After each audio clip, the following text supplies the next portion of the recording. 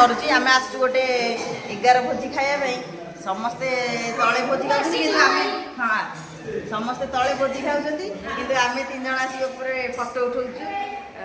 ଆଉ ତ ସୁଯୋଗ ମିଳୁନି କିନ୍ତୁ ଆମେ ସାଙ୍ଗ ହେଇକି 3 ଜଣ ଫଟୋ ଉଠଉଛୁ ସେ ମୋ ମୁଣ୍ଡ ଉପରେ ଆଙ୍ଗୁଠି ବାହାର କରି ସିଂହ ବାହାର କରୁ ପ୍ରକୃତରେ ଟିକେ ଦେଖି ଦିଅନ୍ତୁ ଏ ବିନ୍ଦୁ ଏଠିକି ଇଏ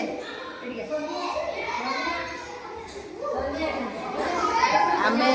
ମୁଁ ହେଉଛି ନଣନ୍ଦ ଇଏ ମୋ ସାନ ଭାଉଜ ଯାକେ ତାପରେ ଇଏ ତା ଉପରେ ବଡ଼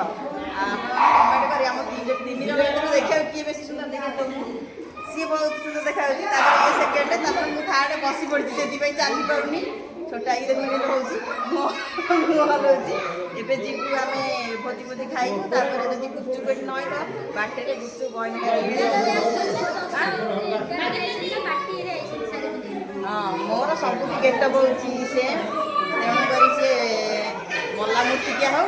କି ବର୍ଷିକିଆ ହଉ କି ରିସେପସନ୍ ହଉ ସବୁଠିକି ମୁଁ ଏମିତି ହେଇକି ଯାଏ ସରି ମୁଁ ଫୋନରେ ଭିଡ଼ିଓ କରୁଛି ଆଉ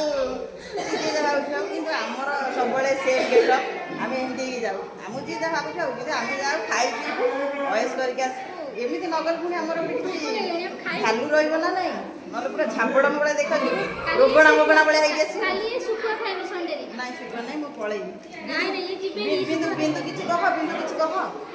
ଏଠି ଗୋଟେ ସୁନା ବଟମ ପଡ଼ିଛି ଗୋଟେ ବିନ୍ଦୁ କିଛି କହ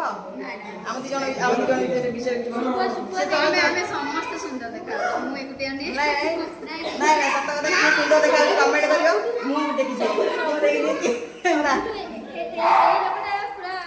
ନାଇଁ ଏଇ ଲୋକଟା ନୁହଁ ସତ କଥା ମୋ ମୁହଁଟା ଟିକେ ବଡ଼ ଦେଖାଯାଉଛି ମାଠିଆ ଭଳିଆ